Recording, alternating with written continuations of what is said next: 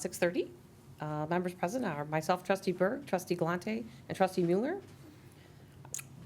Item number 2, consider the approval of the minutes of the marketing committee held on August 27, 2019. I'd like to make a motion. Second. All in favor? Aye. Aye. Item number 3, receive presentation from KMA for wayfinding. Thank you Thanks, very Donna. much, trustee Bird. Yes, a couple months ago, we brought a plan to you and received the feedback about the vertical signs. So we went back with the engineer, got the engineer's opinion. He evaluated each one of the locations that were being proposed, and I did include in your packet his feedback that we received from him. We have gone through and looked at each one of the locations, and he has given us the opinion that we can do the gateway, a wide horizontal gateway sign on 5 of the locations.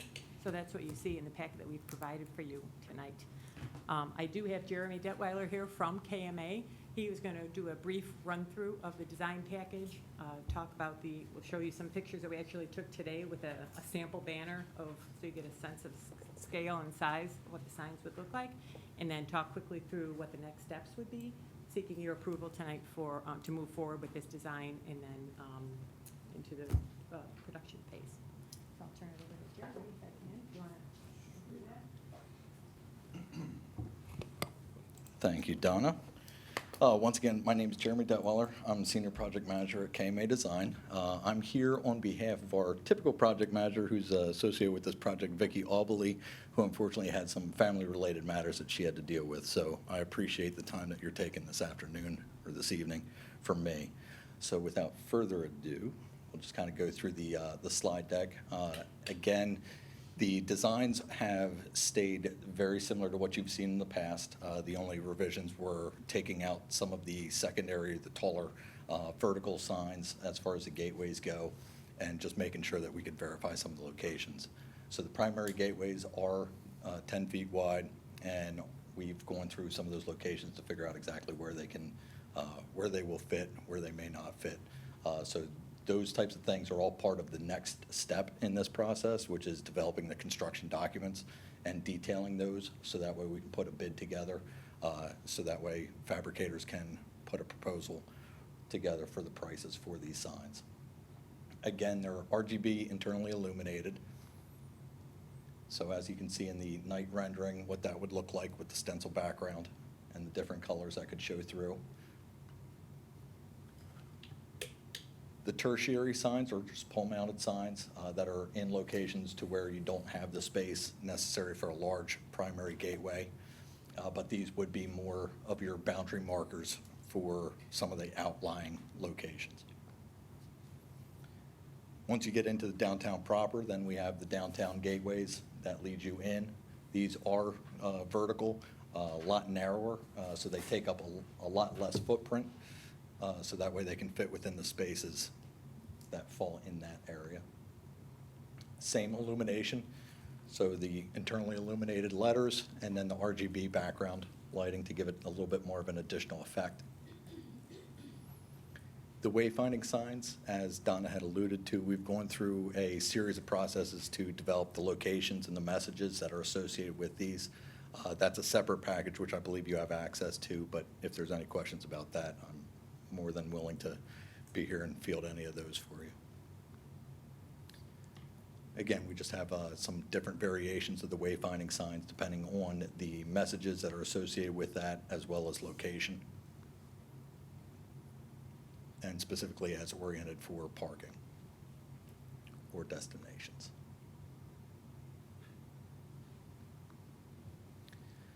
We also have a directory that's part of the package as well. This would be more of a walk-up type of sign with an internally illuminated static map currently.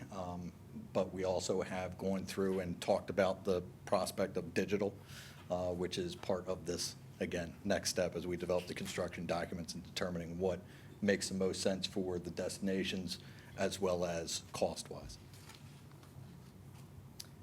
That's the end of the designs as we currently have them. As Donna had mentioned, we did go out today. If you wouldn't, that's okay.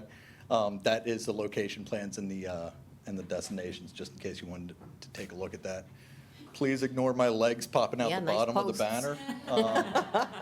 But I commend Donna for being able to take photos of this as I was holding onto the kite as the wind was whipping around.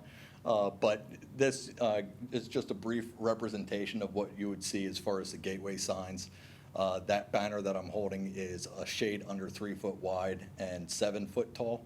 So the sign itself would go up another foot. I tried to elevate it where possible while still holding on to the banner this afternoon. So, but you can see, especially in this photo, how that translates to what's currently existing out there now and what's visible. Yeah, I'm just confused. Were we saying we're gonna take out the horizontal and put in this? No, that is just a It's- sample height. Okay. It would be 8 feet wide. Thank you. Yeah. No. It's 10 feet wide, yeah. Just This a is just 10-foot a, gateway. Okay, this is I got you, sorry, I this is got just you. a small Yeah, section thank of it. Thank It's mainly for the height prospect as well as the cap height as far as the letters go. So that would be actual size as far as the letters. Super. And as far as the next steps, again, we're looking for final approval of the designs themselves, keeping in mind that, you know, there's an additional step that's going to be necessary for this, which is developing all the details that are associated with materials, processes, foundations, making sure that there's no utility conflicts in all of the locations. And that's all part of the next phase of the work.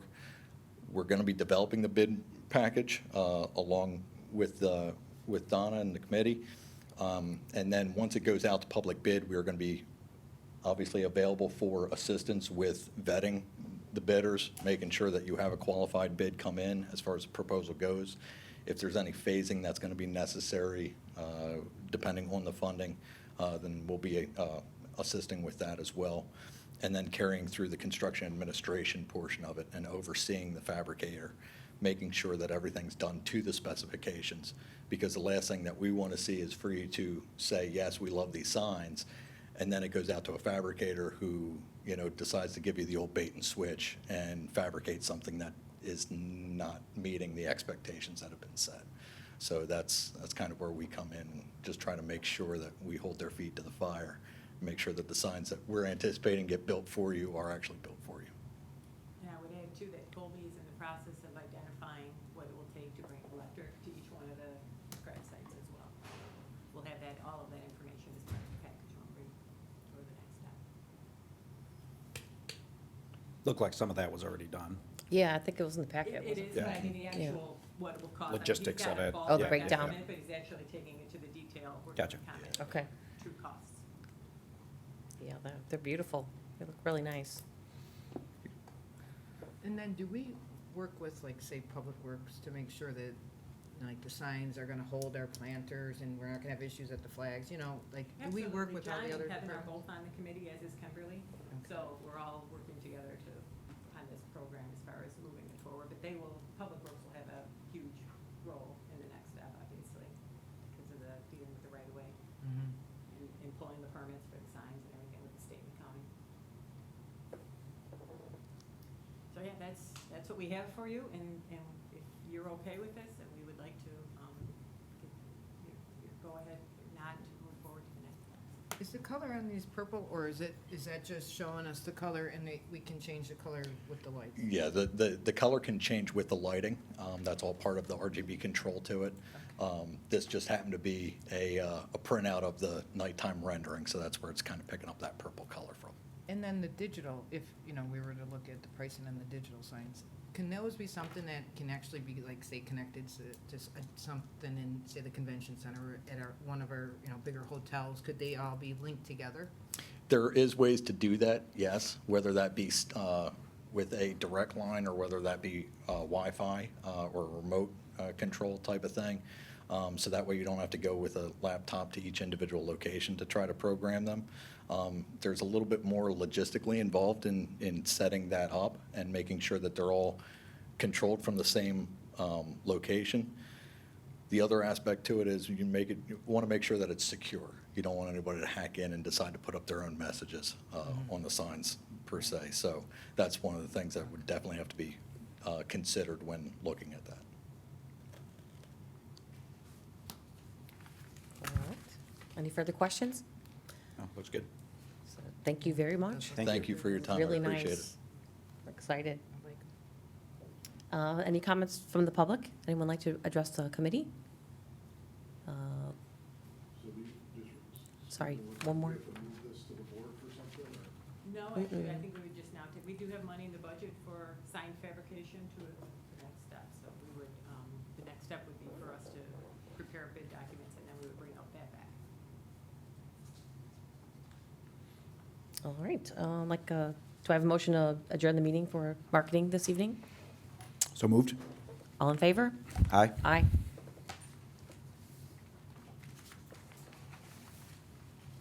Next.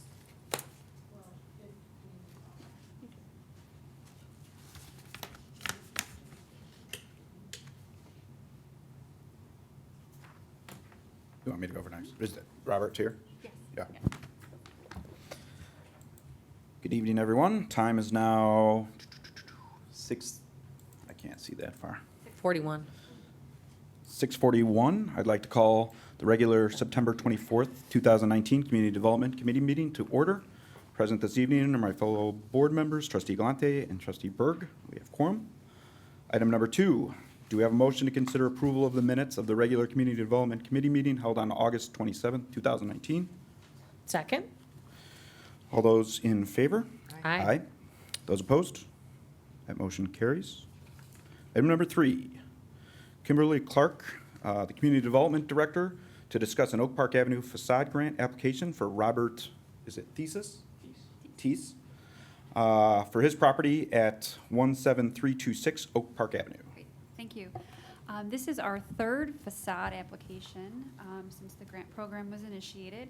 Mr. Teese recently purchased the building here at 17326 South Oak Park Avenue, and he approached the department with some plans to renovate the building. It's a mixed-use building with retail on the first floor, 2 apartments upstairs. He's currently working to renovate those 2 apartments with a goal of having them available and ready for rent by December 1st. So with that said, he also wants to be doing the facade work, hopefully to have that done so the residents, future tenants wouldn't be living under construction. So he gave us a rendering. We've worked with him in closely looking at the design guidelines and the intent of the legacy code, and with that, we have, we think, a great product that is meeting the intent of those design guidelines. The building itself is circa 1910, 1920s, and as you see it today, actually that top facade was an addition, and so we think the new design is bringing it a little bit more in character with the downtown. And the material would be a hardy board. It's currently vinyl. A hardy board is more in line with kind of the materials we'd like to see down there. And he's redoing the storefront on the first floor retail to make it look like a more traditional storefront with nice, almost floor-to-ceiling windows, creating a nice entryway for the apartments as well. And so with that, it'll be a nice facade from the front. At the ECC committee that discussed this on September 9th, they inquired if there were any other additional grants he might be pursuing, and he will be looking at the code compliance grant because this building does need to be sprinkled. That will be coming later as he finalizes his interior plans. So we hope to see that as well. That would bring this property into compliance with the requirement of being sprinkled.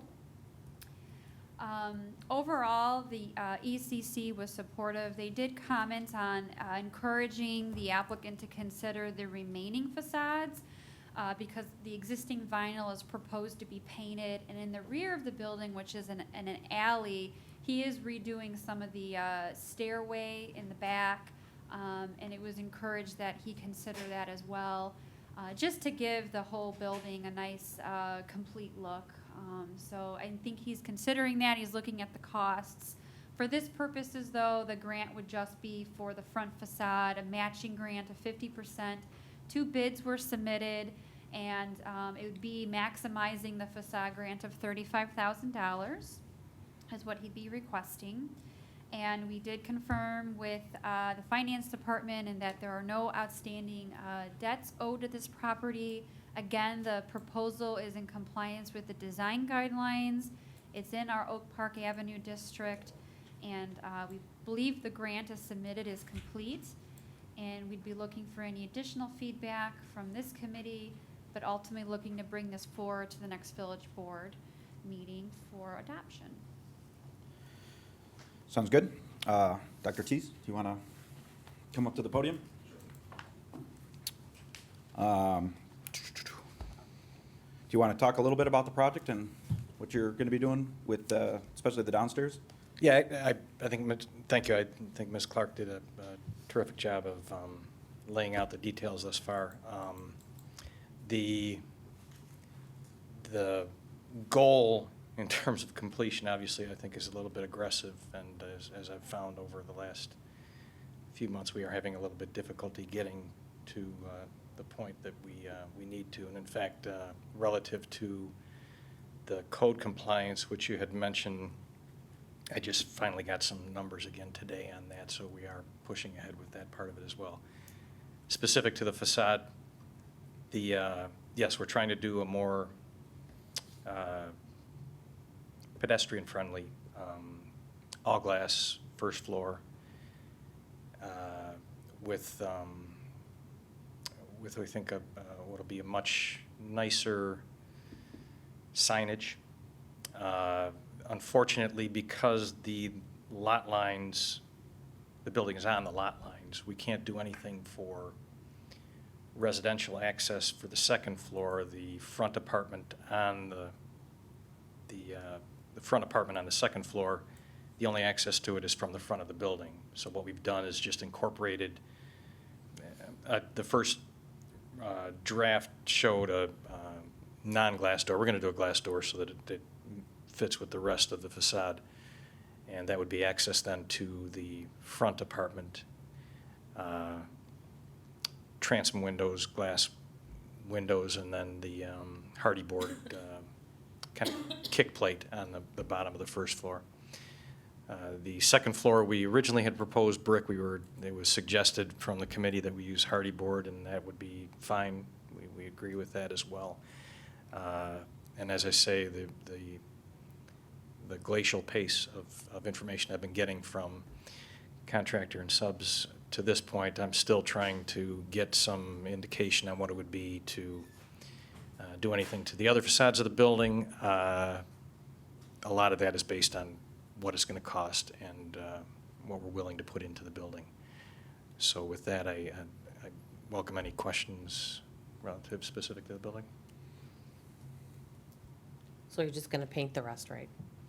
Uh, That same color, the maroon color, the Yeah, wine color, as you say? it's, well, again, at this point, based on the budget that we have for it and how much is involved and what I understand that the cost of hardy board is, I would bet that that's probably going to be it. But I would also hope that maybe at some time we can plan ahead for some changes like that, because I don't like the vinyl as well. That's part of the reason why we really wanted to change the front too. But yes, thank you. Dan, anything? No, I think it looks really nice. Yeah. Is this your first project like this? It's actually my second.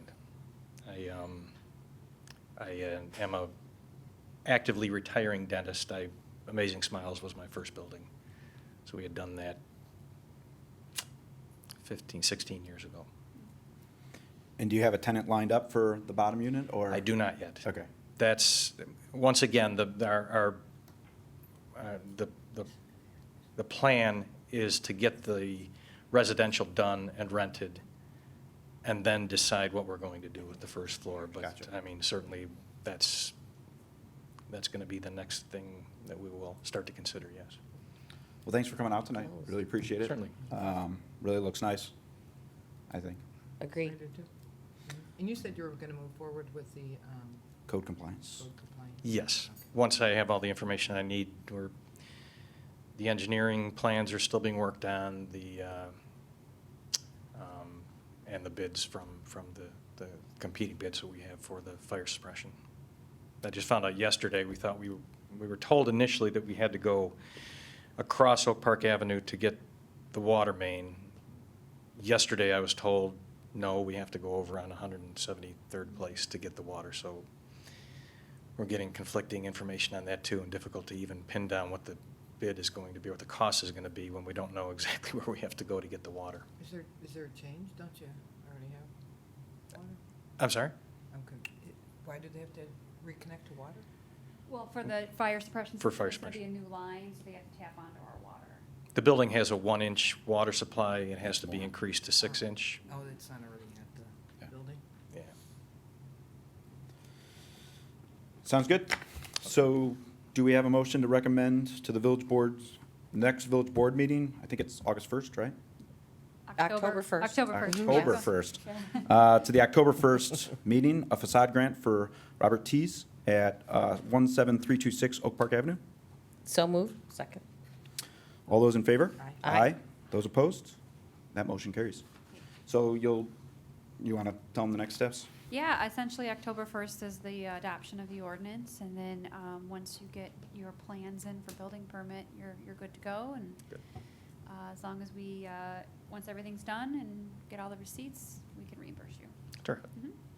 Okay, thank you very much. Thank you for Thanks investing again. in our Dr. Thies. downtown.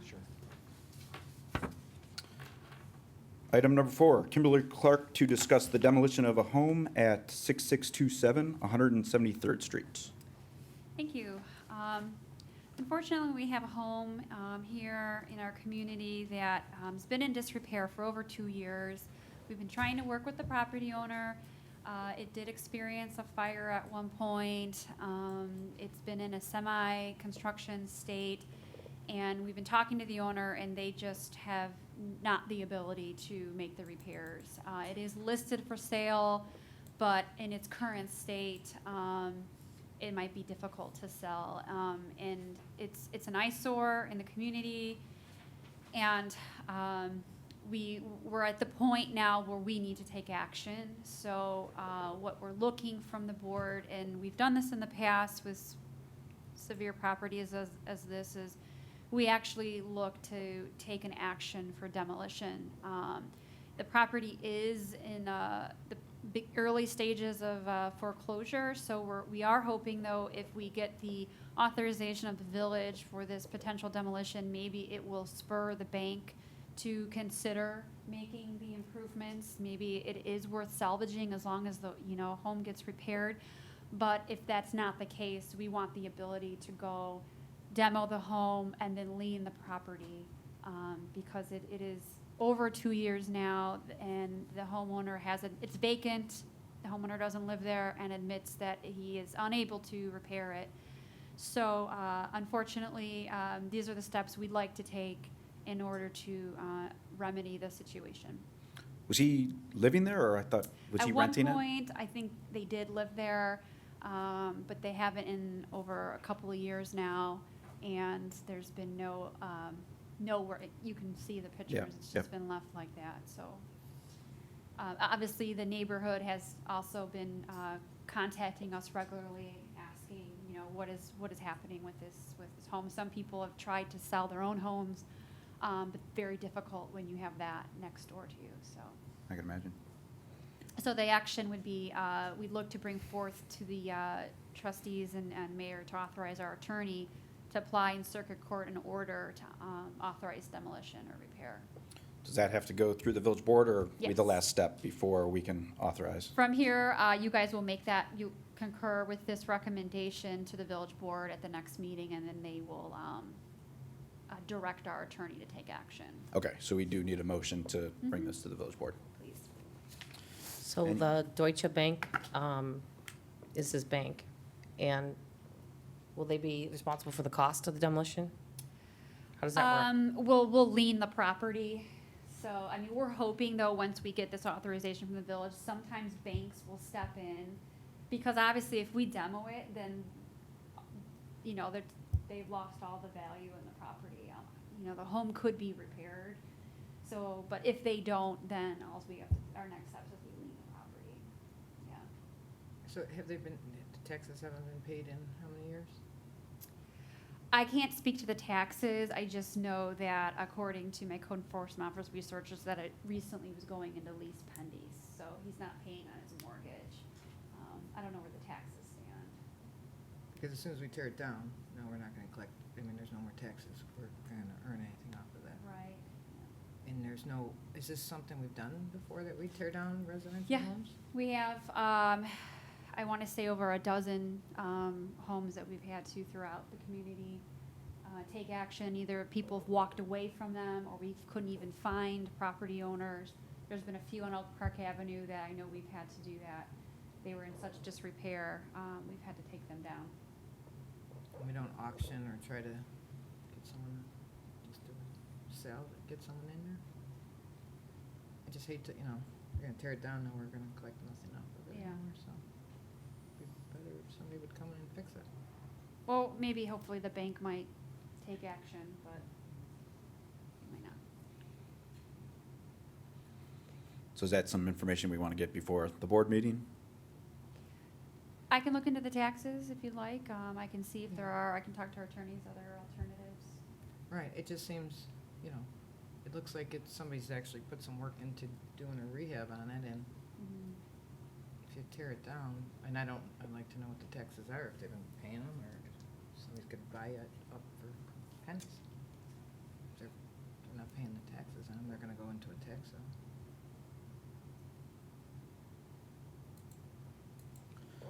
Because what happens if they tear it down, it's just the bank has this property? Right, yeah, and then there'll be a lien on it. Whoever potentially buys it and redevelops it would have to pay that. And do we know how long it's been in this construction state? I think the timeline is about 2 years. So it's just sat without a, Yeah, since October of 2015, it's been an eyesore. and that was when the fire was? In November of 2016, the house caught on fire, and shortly after, some of the repairs were started, but it's been vacant ever since, so vacant since November of 2016. We've brought the owner into court just recently, and he stated that he's like, I'm not gonna, I can't do anything with this house, so he's kind of walked away from it. Sounds good. Any other questions, Diane? No, done. Pardon me? I just want to know how much demolition is for that, you think? Well, I mean, it's just kind of eyeballing, and it could be under $20,000, just a recent bid we got on a ranch home. Could be something along that line. And we usually recoup those fees on the ones we've done in the past? Have you collected those fees? I would have to check, I'm not sure. Some of them, we own the properties still. Right. Well, we're not, because we, so we tore, they did belong to somebody else, we tore them down and then took ownership of them? I think there was a few on Oak Park Avenue that the village acquired and tore down. For ones that we didn't, can we find out, or have we recouped those Sure. demolition costs? I can look into that. I mean, yeah, if we own it, that's different, just the ones that we don't own. I mean, I'd just like to know if we're, I mean, a lot of people buy these properties to tear them down, and we're gonna, if we can recoup the money, great. If we're not gonna, then I feel like we're paying someone else's bill. Well, from my perspective, I'm thinking about it from the neighbor's point of view. Having this next to your house for 3 years, it's not ideal.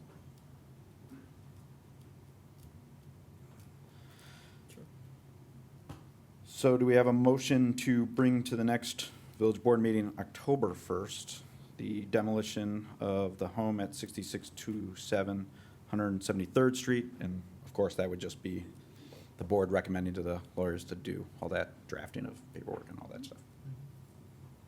Yeah. with- Second. I'm not in favor of it. Pardon me? All those in favor? Aye.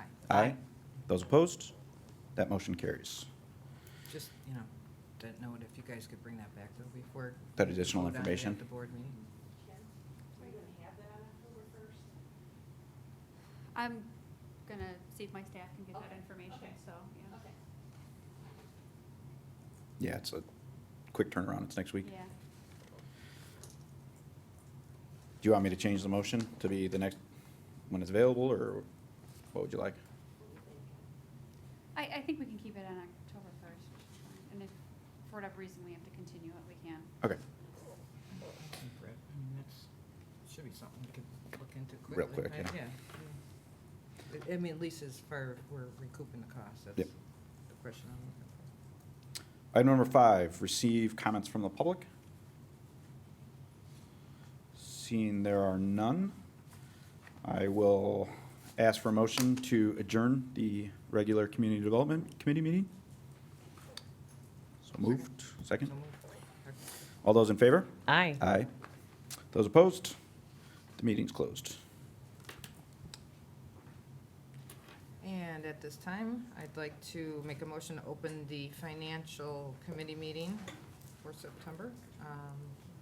It is 7 o'clock, and we have a quorum with Mike Mueller and Cindy, trustee Mueller and trustee Berg in attendance.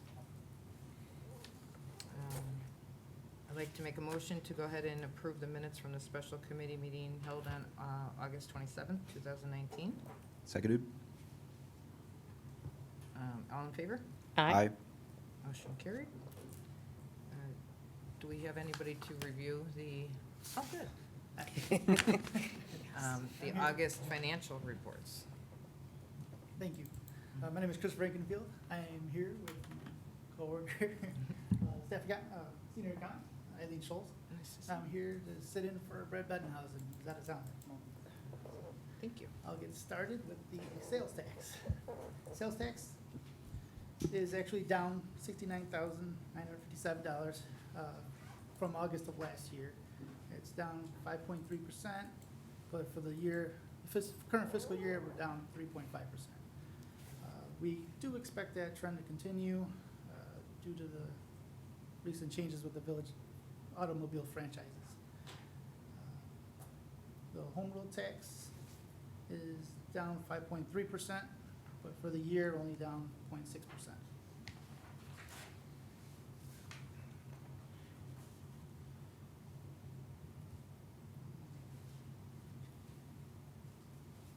Trends for the home rule tax typically mirrors the sales tax.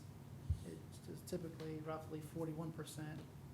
Doesn't include sales tax on groceries, title properties, and drugs. Use tax, we continue to benefit from the Wayfarer decision last year. We collect sales tax from online sales. This past year has consistently shown an upward trend. So we are up on use tax for $20,000, which is up 15.9% from last year. Fiscal year to date, it's up 20%. The income tax increased $24,631. It's up 6.9%. This establishes a new high for this month's receipts.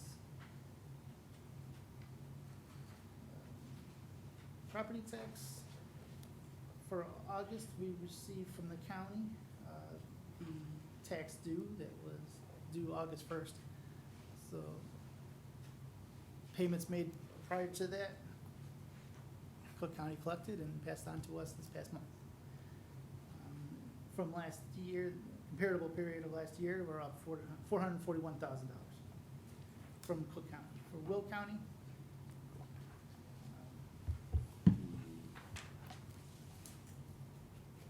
I believe the due date for Will County is September 1st. So we will be collecting on Will County this month. But comparable with August, we are up $170,000 from last year. Video gaming continues to rise. We're up 20%. I'm sorry, 2%. We're up 10% for the year. Motor fuels tax, we are up $2,524, up 2%. We're actually down fiscal year to date from last year, 2.2%. However, we do have that will be increasing coming up. We already received our first payment for the extra distributions for the Transportation Renewal Fund. So that will be We'll track that separately. That's the The- new the Illinois addition- taxes? Correct. So that'll be Gas tax. reflected separately, yes. So that's an improvement there. The commuter lot is down this month 3% compared to last year. However, we have the private lot on South Street that did close. So we are now already receiving lots of phone calls for commuters coming to get the parking permits and that sort of thing. So we do anticipate that increasing going forward. And I believe you could all see the dashboard charts.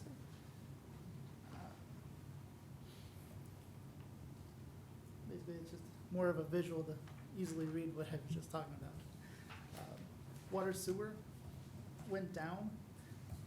My interpretation of that is that the billing, the meters were read in July.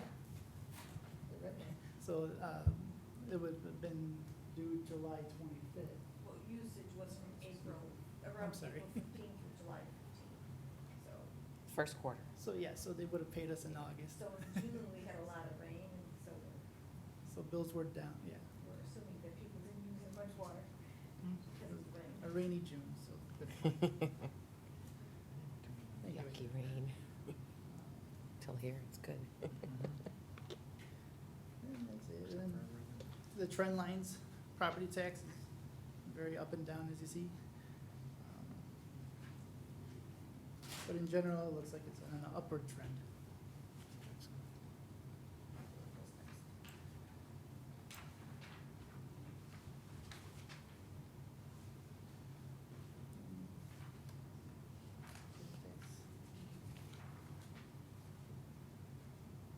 Sales tax.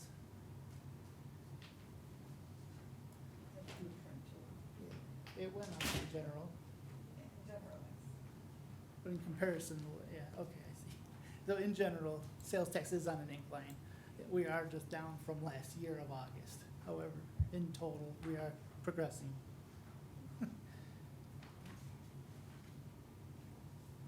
And home rule usually mimics the same as sales tax.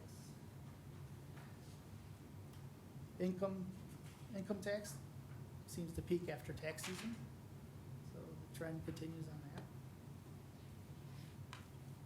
Amusement tax, amusement tax is very seasonal. We are coming towards the end of amusement tax as the concerts start to dwindle down at the end of the fall.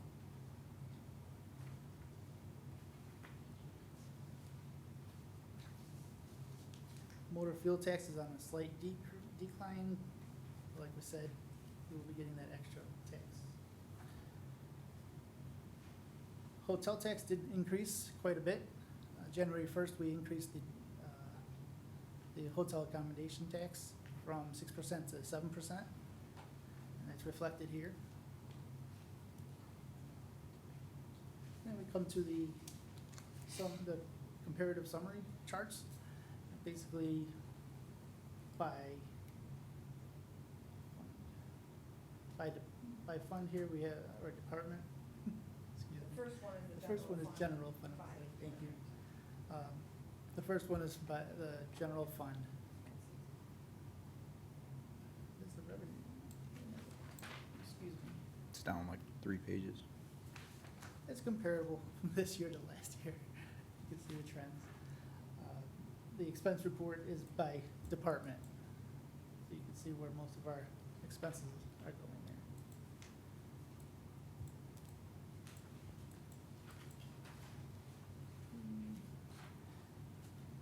Finally, the impact report. Every month we see this increase. We are now, these are monies we collect and distribute to other government bodies. We are now up to $21,779,000. So that pretty much concludes what I have, and I'm open to questions. Thank you very much for doing that. Questions? No? Andy? Good. No. Thank you. Thank you, Chris. Thank you very much. Thank you very much. Thank you. Appreciate it. Appreciate it. this time, I'd like to ask if there's any questions from the public? Officer? Otherwise, I'd like to make a motion to close the Finance Committee meeting. Second. All in favor? Aye. Okay, so moved. All right. Wasn't as quick as